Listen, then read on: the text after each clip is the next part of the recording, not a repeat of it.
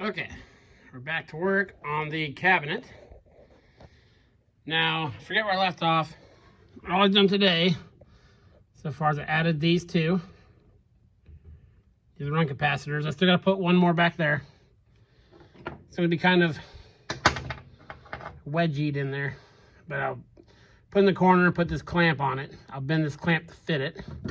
So that way, all the capacitors are nice and secure. Then what I'm going to do is mount this guy, probably about right there. Yeah, that should work. Maybe a little lower. Actually, I could mount it there. All stuff needs to go to this. There's nothing nice. I mount it over there. Then what I'm going to do is where this punch out is, or probably the upper one, my 3 lines will come in. The 220 will go boom, boom, and then the ground will go here on one of these. And then this is the outgoing. So I will run these up. Ground will go to another one of these holes with a ground clamp like this. And the 3 hots, and I'll ground it here and take a ground to the motor, and they'll go out this one out the top. So yeah, probably out the top. Haven't decided yet. I'm gonna get this done, and then I have to go get the wall ready. I gotta strip off the stuff from my old phase converter setup. But tonight's goal is to get the cabinet done. So I'd like to get this going before this weekend, because I have a super awesome addition to the shop Saturday, and it's 3-phase, so I have to try it out. Plus, just to see if this kit's worth anything. I've been impressed with the quality of the stuff. It's good wire they give you. The connectors are okay. Instructions are easy to follow. Okay, I'll get that last capacitor mounted, and I'll get this guy mounted. Then we'll work on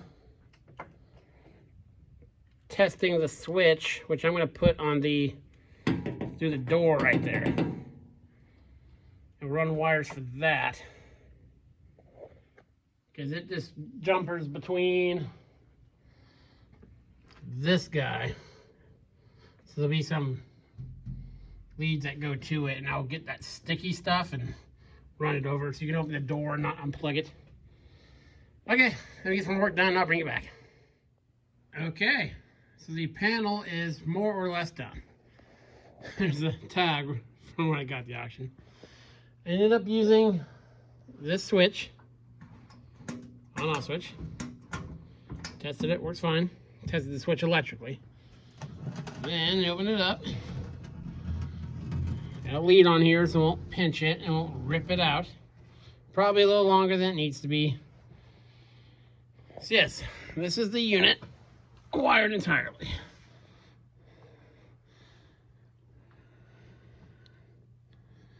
I think it came out okay. I mean, everything's not perfect, but everything's nice and secure, tied up nicely.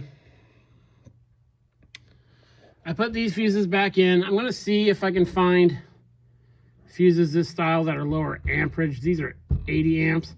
But again, there's going to be a breaker before this. So this is mainly just, it'll be a secondary safety, but this will be for turning it on and off. And if anything goes wonky, the breakers in the panel will shut the unit down. But I'll still try to find some that are, more amp appropriate. So this is where the 3 leads are going to come out.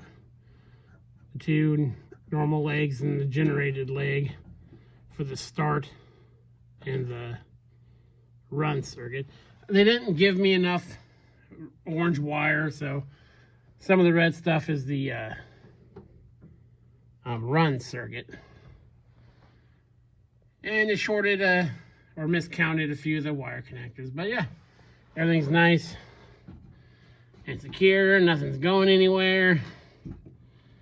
The connections are good. Everything's bound up. The door doesn't pinch it. So yeah, I like the way it came out. I might add, it's got these, a lot of industrial pump control panels have these knockouts for this type switch. I have a couple indicator lights, and I might put one above it so that when the breaker's on for this, there's a light letting me know the breaker's on. And we'll see. I've also thought about going through here and putting a, voltage monitor. We'll see. We'll see if I end up keeping this case.